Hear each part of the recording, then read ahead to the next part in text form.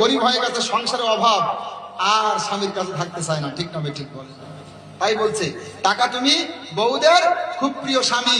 আরে টাকাটাই হলো ওর কাছে প্রকৃত স্বামী। এমন আচরণ করে স্বামীর সাথে।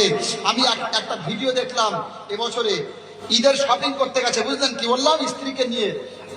হ্যাঁ হ্যাঁ, দেখেছেন না আপনি? স্ত্রী দাবি করেছে একটা শাড়ি, হয়তো 2-3 হাজার টাকা দাম হবে। এখন স্বামী বলছে যে আমার তো শক্তি সামর্থ্য নেই। আমি দেখলাম জামার কলার ধরে চড় মারা, এমনকি জুতো পর্যন্ত খুলে মেরেছে। বলেন নাউজুবিল্লাহ। চিন্তা করতে পারছেন? আমি দেখলাম স্বামীটা কত ধৈর্যশীল। ও এইভাবে স্ত্রীর হাতে মার খাচ্ছে আর চুপচাপ দাঁড়িয়ে আছে, বুঝলেন, বোঝানোর চেষ্টা করছে। ওই রকম জায়গায় যদি গরম কেউ হতো তাহলে কি হতো বলেন তো? একটুখানি সংসার টিকতো বলেন?